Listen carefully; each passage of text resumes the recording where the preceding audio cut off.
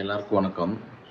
கோயம்புத்தூர்ல இப்போ ரொம்ப மோசமான ஒரு அவல நிலை போயிட்டு இருக்கு. 10 வயசு சிறுமிய பாலியல் பலாத்காரம் பண்ணிட்டாங்க.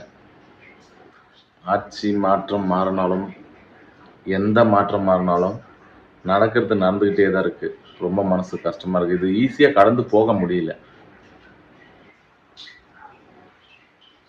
நான் கேட்குறேன், ஒரு சாய் அபியங்கர் மியூசிக் போட்டா சாமி வருது. உடுக்க சவுண்டு, மேளதாளம் அடிச்சா கோயில்ல நிறைய பேருக்கு சாமி வந்து அருள் சொல்றாங்க. ஆனா அந்த 10 வயசு சிறுமி எவ்வளோ கத்தி இருக்கும், எவ்வளோ துடி துடிச்சிருக்கும்.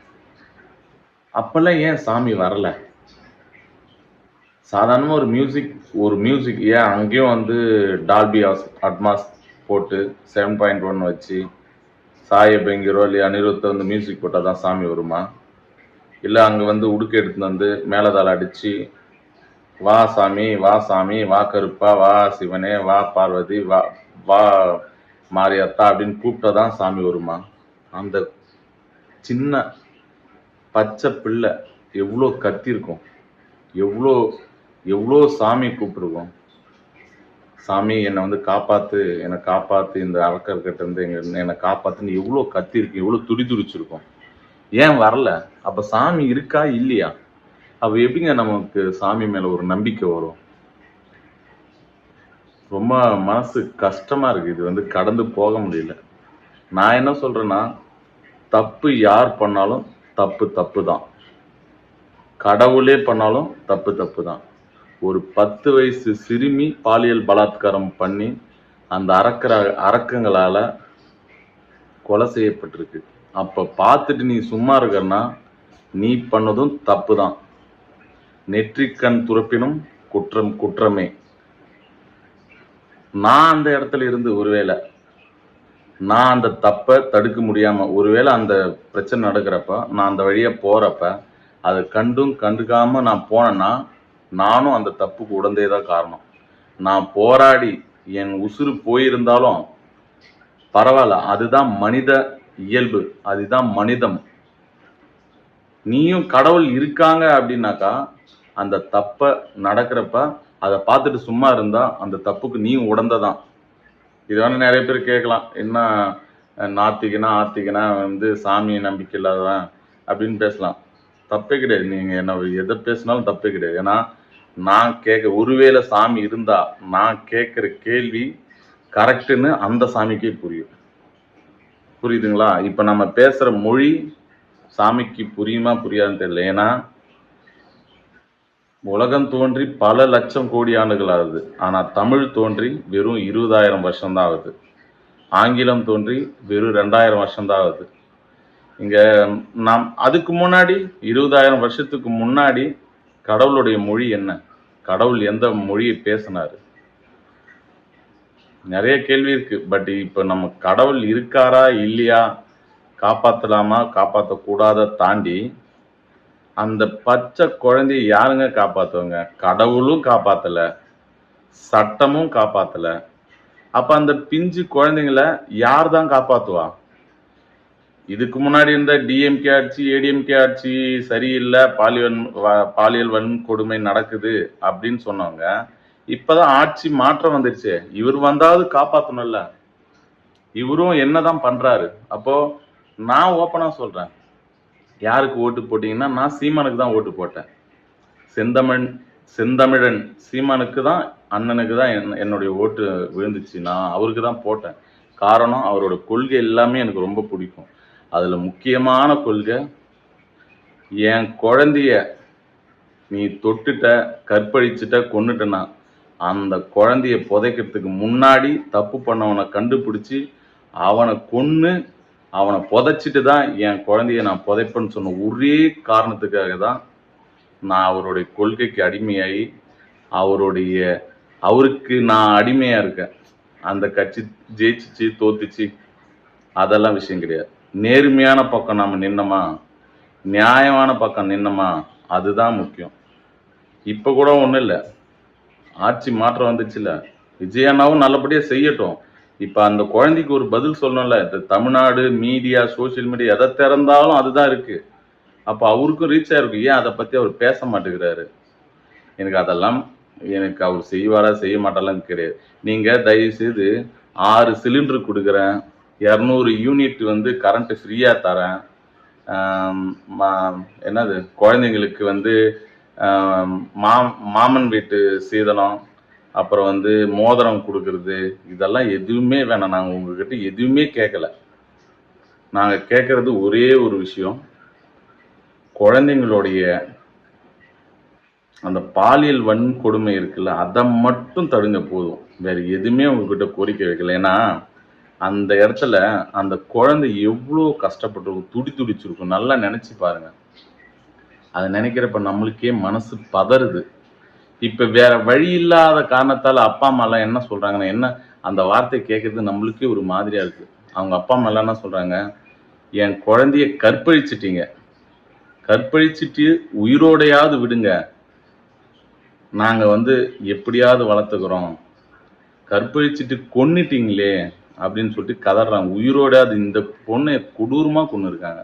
முதுகெலும்பு உடைச்சி, கல் எடுத்து முகத்துல எல்லாம் குத்தி, முடி அந்த பொண்ணுக்கு நீளமா அந்த முடியை வச்சு தொண்டைய அறுத்து, எப்படி எனக்கு இது கேட்குறப்ப நம்மளுக்கு ரொம்ப மனசு கஷ்டமா இருக்குது.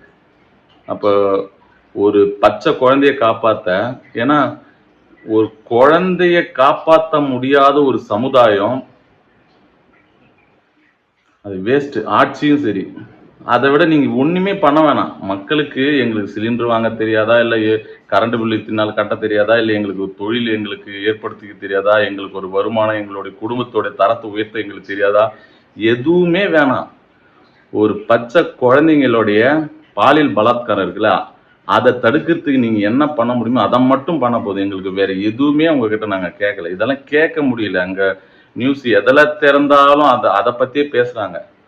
அதை மட்டும் சரி பண்றதுக்கு நீங்க அதுக்கு எவ்வளோ கோடி செலவானாலும் பரவாயில்ல. ஒரு பச்சை குழந்தைய காப்பாற்ற முடியாத ஆட்சியே வேஸ்ட்ன்றேன் நான். அது எந்த ஆட்சியா இருக்கட்டும், வேஸ்ட்ன்றேன். அப்படி என்ன ஆட்சி நீங்க என்ன பண்ண போறீங்க? ஒரு குழந்தைய காப்பாற்ற முடியல, ஒரு திட்டம் செயல்படுத்த முடியல, தண்டனை சட்டத்துல இடம் இல்லை. அதாவது குழந்தைய ரேப் பண்ணிட்டாங்க, அவங்கள வந்து டைரக்டா தண்டனைக்கு எல்லாருமே போராடுறாங்க. எங்க கண்ணு முன்னாடியே வந்து அவங்களை வந்து கொன்னுடுங்க, நாங்க எதுவும் பண்ணல, சட்ட ரீதியா நீங்களே அவங்களுக்கு தண்டனை கொடுங்க, எங்க கண்ணு முன்னாடி தண்டனை கொடுங்கன்னு சொல்றாங்க. அதுக்கு இடம் இல்லைன்றங்க. சட்டம் ஒன்றும் அப்படியே வானத்துல இருந்து ஒன்றும் விழுந்துடல. சட்டம் எல்லாமே மனிதனால் உருவாக்கப்பட்டதுதான்.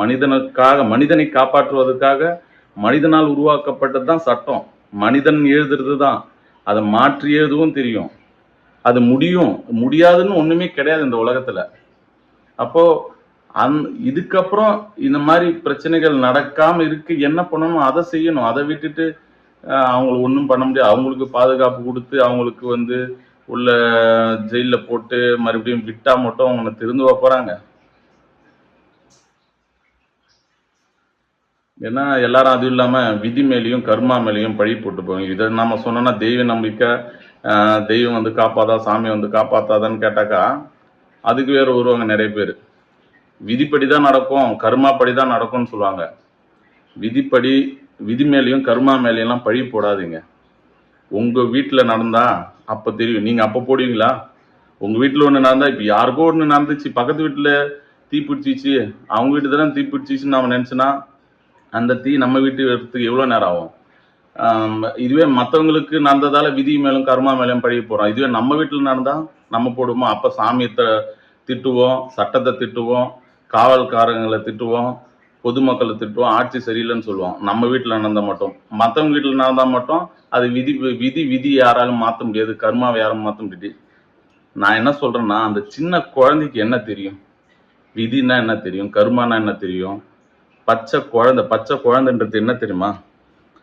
ஒரு கடவுளுக்கு சமம், ஒரு சாமிக்கு சமம். அந்த சாமியை வந்து கொடூரமா, நான் என்ன சொல்றேன், இந்த உலகத்திலேயே புனிதமான விஷயம் என்னன்னா செக்ஸ் தான்.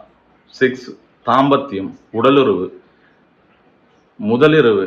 தமிழ்ல புனிதமா சொல்லுவாங்க தாம்பத்தியம்னு சொல்லிட்டு. அது ஒண்ணு இல்லைன்னா அந்த உலகத்துல ரெண்டே 2 பேர் தான் பிறந்தாங்க. அந்த 2 பேர் தான் இவ்வளோ மக்கள் உருவாக காரணம். அதுக்கு காரணம் தாம்பத்தியம். அந்த புனிதமான விஷயத்த 18, 20 வயசு ஆனாதான் நம்மளுக்குள்ள அந்த ஹார்மோன் உருவாகும். அப்பதான் நம்மளுக்குள்ள அந்த ஃபீலே வரும். அந்த பச்சை புள்ளைக்கு என்னங்க தெரியும்? செக்ஸ்னா என்ன தெரியும்? தாம்பத்தியம்னா என்ன தெரியும்? தொட்டா என்ன தெரியும்? ஒரு ஆம்பளை வந்து தொடுறான்னா அது என்னன்னே தெரியாது. அந்த புள்ளைய போயிட்டு டார்ச்சர் பண்ணி அனுபவிச்சு அப்படி ஒரு சுகம் தேவையா? அவங்களெல்லாம் மிருகம் அப்படின்லாம் சொல்ல முடியாது. ஏன்னா மிருகம்லாம் எந்த மிருகமும் அது கரெக்டா அது சீண்டாத வரைக்கும் எதுவுமே செய்யாதே தவிர, நாய் அப்படியெல்லாம் நிறைய சொல்றேன். அந்த நாய்ங்களை சும்மா விடுங்க. நாயெல்லாம் என்னங்க பண்ணுது? நாயெல்லாம் நன்றியா இருக்கு. நாய் கூட போயிட்டு அவங்களெல்லாம் கம்பேர் பண்ணாதீங்க. ஏன்னா நாய் உயர்ந்த ஒரு ஒரு இனமா நான் பார்க்குறேன். மக்களுக்கு வந்து ஒரு வீட்டை வந்து பாதுகாக்கிறதுலையும் எல்லாத்துலேயும் நாய் வந்து நன்றியுள்ள ஜீவனா இருக்கு. இவங்களை வந்து அவங்க கூட ஒப்பிட்டு பார்க்கக்கூடாது. எனக்கு இது பெருசா கடந்து போக முடியல. இது பார்த்துட்டே இருக்கிறப்போ ஏதாவது பண்ணி இது போல தப்பு தடுக்கிறதுக்கு என்ன வழி அதை பண்ணணும். சட்டத்துல வந்து ஒரு குழந்தைய எனக்கு ஒரே ஒரு விஷயம் தாங்க, ஒரு பச்சை குழந்தைய பாதுகாக்க முடியாத சட்டம் எதுக்கு? ஒரே விஷயம் சொல்றேன். சட்டமும் சரி, ஆட்சியும் சரி, நாடும் சரி, மக்களும் சரி, காவல் அதிகாரியும் சரி, என்ன ஒரு குழந்தைய காப்பாற்ற முடியாத ஒரு சமுதாயத்தை நினைக்கிறப்ப, அந்த சமூகத்துல வாழறப்ப அது ரொம்ப கேவலமா இருக்கு. ரொம்ப மனசு உருகி பேசுறதா இருக்கு. இதுக்கு ஏதாவது ஒரு சட்டம் வந்து எல்லாரும் சொல்ற மாதிரி தண்டனை அதிகமானாதான் தப்பு குறையும் அப்படின்றப்ப அதுக்கு எழுதுங்க, மாற்று சட்டம் எழுதுங்க. இது ஒன்றும் கடவுள் வந்து அப்படியே மேலேருந்து வானத்திலேருந்து போட்டல. நம்ம எழுதுறதுல தான் இருக்கு. எல்லாத்தையும் மனிதனால தான் உருவாக்கப்பட்டது, மனிதனால தான் எல்லா சட்டமும் உருவாக்கப்பட்டது. அப்போ அது அது தடுக்க முடியலன்றப்ப மாற்று சட்டம் ஏற்படுத்துறதுல தப்பே கிடையாது. இது எல்லாருக்கும் ஷேர் பண்ணுங்க மக்களுக்கு. ஏன்னா எனக்கும் என்னுடைய ஆதங்கத்தை நான் நிறைய பேசாம இருந்தேன். பட் இதை கடந்து என்னால் போக முடியல. ரொம்ப வருத்தமா இருக்கு. அந்த குழந்தை வந்து எவ்வளோ துடிச்சிருக்கும், எவ்வளோ நரக தண்டனை அனுபவிச்சு இறந்துருக்கும். அவங்க அப்பா அம்மாவுடைய வலி வேதனை இதெல்லாம் நினைச்சு பார்க்குறப்ப நமக்கு ரொம்ப கஷ்டமா இருக்கு.